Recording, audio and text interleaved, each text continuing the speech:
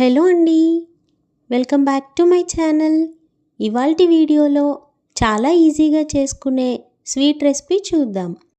పండగలప్పుడైనా sweet తినాలనిపించినప్పుడైనా చాలా ఈజీగా చేసుకునే గోధుమ రవ్వ కేసరి, దీనినే దొడ్డు రవ్వ సిరా అని కూడా అంటారు.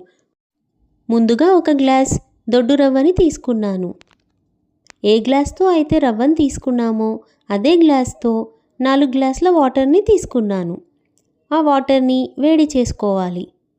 వాటర్ వేడేంతలోపు గిన్నె పెట్టుకొని అందులో 2 టేబుల్ స్పూన్ నెయ్యి వేసుకున్నాను. అది కరిగిన తర్వాత అందులో కొన్ని నల్ల ద్రాక్షలు వేసుకున్నాను. అది వేయించుకొని అందులోనే ఒక గ్లాస్ దొడ్డు రవ్వను వేసుకోవాలి. రవ్వని 5 నుంచి 6 నిమిషాల వరకు లో ఫ్లేమ్లోనే వేయించుకోవాలి. ఇలా రవ్వని ఫ్రై చేసుకున్న తర్వాత అందులో మనకు నచ్చిన డ్రై ఫ్రూట్స్ని యాడ్ చేసుకోవాలి. మళ్ళీ ఒక 2 మినిట్స్ ఫ్రై చేసుకోవాలి. ఇప్పుడు ఏ గ్లాస్తో అయితే దొడ్డు రవ్వని తీసుకున్నామో అదే గ్లాస్తో షుగర్ని యాడ్ చేసుకోవాలి. మీరు స్వీట్ ఎక్కువగా తినే వాళ్ళైతే ఇంకొంచెం షుగర్ని యాడ్ చేసుకోండి. షుగర్ వేసుకున్న తర్వాత మళ్ళీ ఒక 2 మినిట్స్ ఫ్రై చేసుకోవాలి.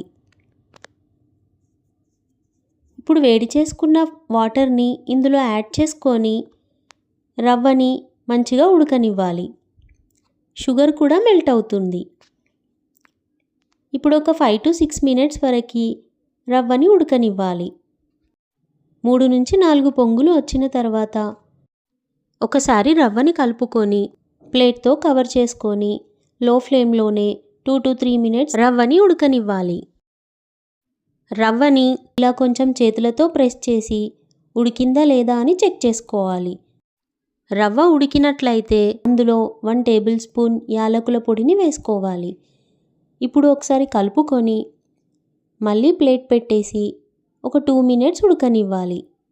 అంతే అండి, దొడ్డు రవ్వతో చేసుకునే సిరా రెడీ. చాలా ఈజీగా చేసేసుకోవచ్చు. పండగల టైంలో తక్కువ టైంలో చేసుకునే స్వీట్ రెసిపీ ఇది. దీన్నే గోధుమ రవ్వ హల్వా అని కూడా అంటారు. ఈ దొడ్డు రవ్వ సిరా మీకు నచ్చినట్టయితే మీరు ట్రై చేయండి. ఈ వీడియో మీకు నచ్చినట్టయితే లైక్ చేయండి, షేర్ చేయండి, సబ్స్క్రైబ్ చేయండి, మీ ఫ్రెండ్స్తో షేర్ చేయండి, బెల్ ఐకాన్ని క్లిక్ చేయండి. Thank you for watching.